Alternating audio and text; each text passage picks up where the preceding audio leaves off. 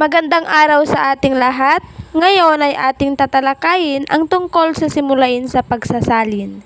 Ngunit bago natin simulan ang talakayan, narito ang mga layunin na inaasahang maisa sa katuparan at ito ang mga sumusunod. Una, matukoy ang mga simulain sa pagsasalin. Pangalawa, mapagtimbang ang mga nagsasalungatang paniniwala sa pagsasalin. Pangatlo, maipaliwanag ang mga katangiang dapat taglayin ng pagsasalin. Pang-apat, makagawa ng pagsasalin alinsunod sa mga katangiang dapat taglayin ng isang salin.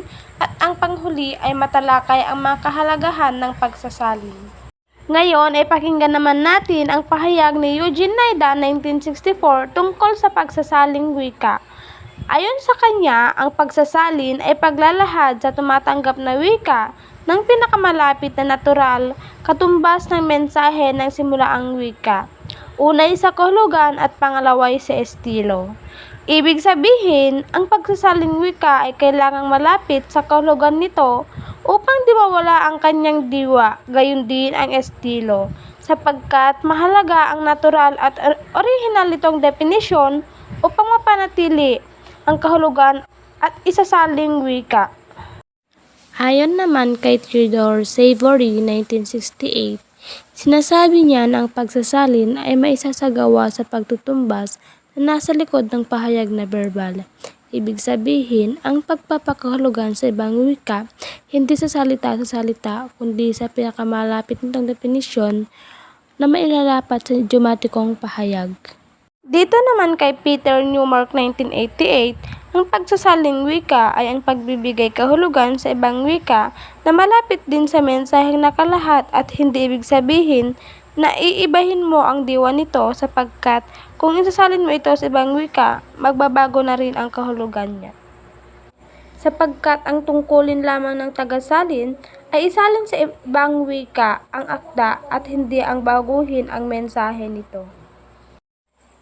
Nagbigay rin si Larson 1984 ng pahayag na kailangang batay sa kahulugan or meaning base. Na kahulugan ay dapat na matamo nito na maibigay ang orihinal na diwa, forma at focus ng wika. Gayon din sina Hatim at I. Mason 1990 na nagbigay pagpapakahulugan ukol sa pagsasaling wika, na ito ay isang prosesong komunikatibo na nagaganap sa loob ng isang kontekstong panlipunan sapagkat ito ang nagsisilbing tulay upang mas lalong magkaunawaan ang mga tao na makipag-ugnayan sa ibang wika. At narito ang mga halimbawa ng pagsasaling wika na dapat tupdin sa pinakamalapit na natural na katumbas ng simulang wika. Ang pagdidiin sa natural at ang pinakamalapit na katumbas ng orihinal ay natural sa tumatanggap na wika. Halimbawa na lamang ang close one's eyes. Sa pinakamalapit na katumbas ay magsara ng mata. At higit na natural sa Filipino ay ang pumikit. Pangalawa ang I love you. Iniibig ko ikaw ay walang mali. Ako'y umiibig sa iyo, pagsisikap na tapat ang bawat salita. Sa posisyon nito sa orihinal na pangungusap sa Ingles, iniibig kita ay higit na natural. Magkaiba naman ang kaayusan ng pangungusap sa Filipino sa Ingles, kahit tama ay nauunawa ang malimit na lumilitaw na dinatural ang pangungusap na sinusunod sa kaayusang Ingles. Halimbawa ang it's raining, umuulan sa halip na may ulan. The wind is blowing, humahangin sa halip na humihip ang hangin. The child is crying, umiiyak ang bata sa halip na ang bata ay umiiyak. Tatak naman ang kadalubhasaan sa magkabilang wika ng pagsasalin kapag nailapat sa isang pahayag na idiomatiko ang isang uri ng pahayag na idiomatiko sa pagsasalin. Halimbawa ang hand-to-mouth existence, isang kahig, isang tuka. Dyed in the wool, sagad sa buto. Black sheep, tupang itim like a whirlwind, parang bagyo. A dime a dozen, 10 sampera. Samantalang, ang malayang salin ay may pagkakataon ding kailangan, totoong nakatuon lamang ang pansin dito ng tagapagsalin sa pagkatas at pagpapaunawa ng isinasalin. Halimbawa ang love looks through a telescope and view through a microscope. Ang pag-ibig ay tumitingin sa teleskopyo, ang inggit ay sa mikroskopyo. Ayon nga kay Franz Fanon, ang pagsasalita ng isang wika ay pagpasok sa isang daigdig, isang kultura. Ang wika ay hindi maihihiwalay sa daigdig at sa kultura na pinag-ugatan nito at nagbibigay buhay dito. Halimbawa I plant some rice, nagtanim ako ng palay. I cook some rice, nagluto ako ng bigas, o mas idiomatiko kapag nagsaing ako. I eat some rice, kumain ako ng kanin. Ang cook rice ay marami pang salimuot at katawagan. Halimbawa buhaw kapag lumalamig, lugaw kapag may sabaw, sinangag kapag niluto sa mentika, champurado kapag lugaw na may tsokolate, ginitaan kapag nilagyan ng gata ng nyog, suman kapag binalot sa dahon at marami pang tawag sa uri ng suman. Gayun din na may iba't ibang pangkat ng katawagan para sa mga iba't ibang wika sa Pilipinas. Nasasangkalan din sa konteksto ang katangian at nilalaman ng kultura ng isang bansa.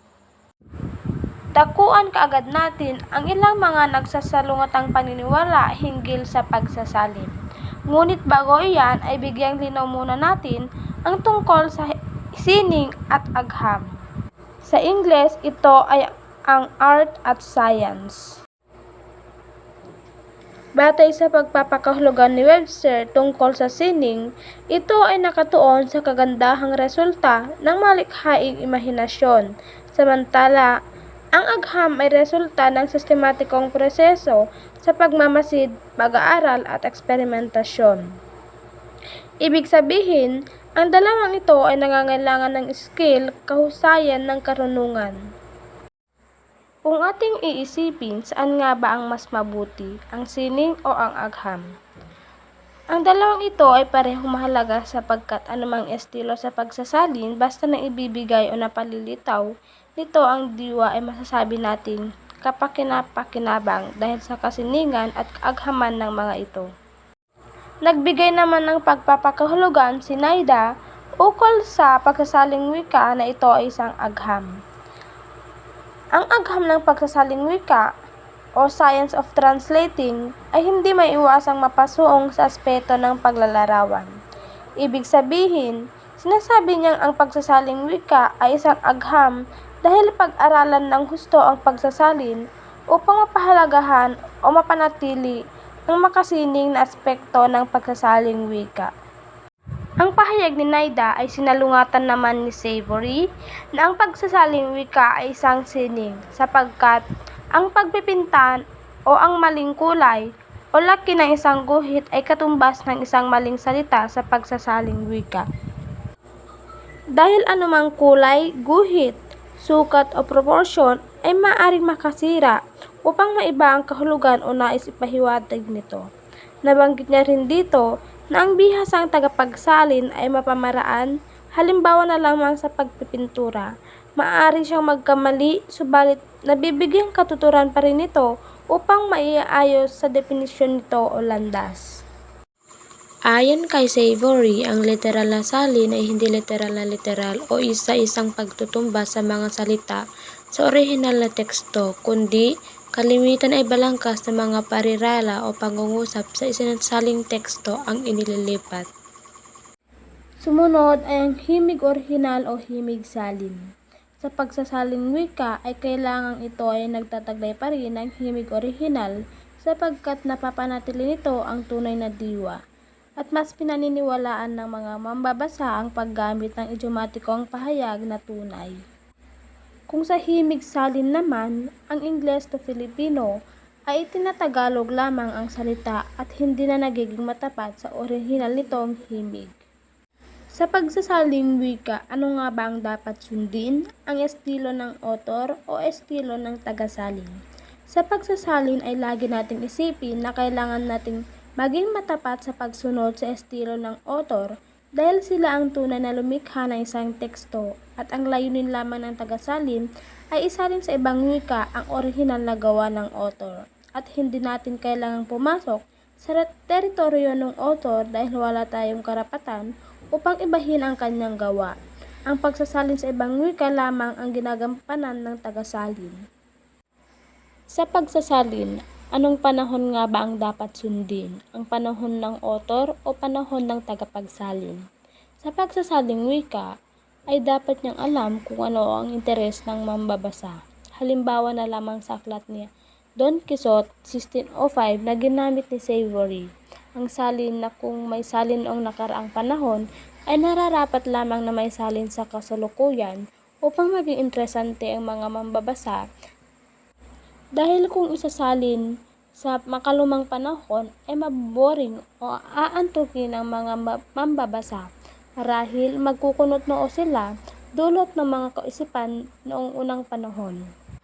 Dahil ang wika ay unti-unting nagbabago, kaya naman ay dapat sundin kung ano ang kasalukuyang gusto o interesanto ng mga mambabasa. Sa pagsasaling wika, kailangan nga bang baguhin o hindi baguhin ang ideya ng isang author? Ayon kay Lord Woodhousely, isang philosopher at manunulat na nagsabi do umano na dapat ibawasan, dagdagan o palitan ng tagapagsalin ng anumang ideya sa kanyang sinasalin sapagkat ang gayon ay hindi magiging makatarungan sa author. Dapat laging sa isip ng tagapagsalin ang tungkulin lamang niya ay salin sa ibang wika ang ideya o akda ng isang author. Hindi maaring bawasan o dagdagan ang teksto sapagkat ay wala itong karapatan upang bigyan ng pagbabago. Pagsasaling wika, ano nga ba ang dapat sundin? Ang tula sa tula o tula sa prosa? Ayon kay Postgate na nagsabi na sa kanyang aklat na translations, ang translators ng isang prosa o tuluyan ay dapat masalin sa paraang tuluyan din, at ang tula ay kailangan sa paraang patula rin. Samantalang tahasan namang sinabi do umano ni Hilaire Belloc ng pagsasalin sa isang tula ay higit na mabuti kung gagawin sa paraang tuluyan. Saan nga ba rito ang sundin? Katulad na lamang sa puno, na kung ano ang puno siya rin ang ama. At hindi maaaring kung ano ang puno ng mangga ay bubunga ng mansanas.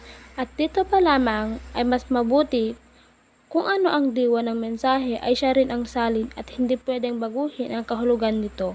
Halimbawa na lamang sa dula, hindi ito maaaring gawing musika dahil malayo na ito sa tunay na diwa. Ngayon ay atin namang tatalakayin ang mga katangiang dapat taglayin ng isang tagasalin. Ngayon ay dumako naman tayo sa ikalawang katangian. Ito ay sapat na kaalaman sa paksang isasalin. Sa paraan ng pagsasalin, dapat na alam ng isang tagapagsalin ang kapaligiran ng isang lipunan. Katulad na lamang sa kultura, dahil sa pagkakaiba ng kultura ng dalawang bansang kasangkot sa pagsasalin. Hindi dapat tayo magtaka kung may mga pagkakatulad o pagkaiba na hindi maisasalin ng maayos ang isang bahagi ng materyales. Halimbawa na lamang ang Amerika sa Pilipinas. Napakalaki ang agwat nito lalo na sa agaham at teknolohiya na bahagi rin ng kultura. Gayon din ang Japan na maunlad sa agaham at teknolohiya. Sa kabilang banda, ang Pilipinas ay mayaman sa agrikultura. Samantala, ang aklat na The Way of Translating Well from One to Another ni Etienne 1540, narito ang kanyang panuntunan. Una, ganap ang pag-unawa ng tagapagsalin upang mas maging malinaw ang kahulugan. Pangalawa, sapat ang kaalaman sa source language at target language upang di mabawasan o madagdagan ang mensahe. Pangatlo, iwasan ang pagsasalin sa salita. Pang-apat, ang mga Latinate o anyong di karaniwan. At ang panglima, ay kailangang malinaw ang pagkakasalin at angkop ang mga panumbas na mga salita. At ang panghuli ay ang sapat na kaalaman sa kultura ng dalawang bansang kaugnay sa pagsasalin, na ang alimang wika ay nakabuhol sa kultura ng mga taong likas na gumagamit nito. Ngayon ay dumako naman tayo sa mga katangian ng isang mahusay na salin. Upang maging mahusay sa pagsasalin, naglahad si Alexander Taylor 1970 ng batas o tuntunin sa kanyang sanaysay sa essay na On the Principles of Translation hinggil sa mahusay na pagsasalin. Una, kailangan magbigay ng ganap na salin ng mga ideya ng orihinal na akda ang pagsasalin. Pangalawa, ang estilo at paraan ng pagsulat ay kailangang katulad din ng orihinal.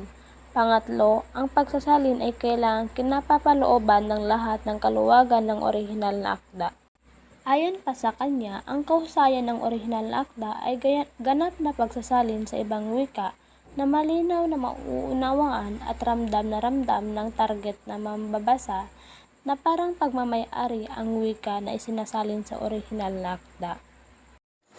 Para kay Santiago, 1976, kailangan katulad ng orihinal ang diwa at estilo at paraan ng pagsulat ay katulad ng sa orihinal at taglay ang luwag at dulas ng pananalitang tulad sa orihinal upang hanggat maaari ay magpara ang orihinal.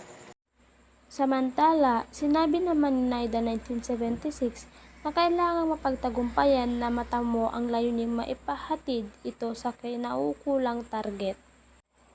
Nagbigay rin si Larson 1984 ng pahayag na kailangang batay sa kahulugan or meaning base.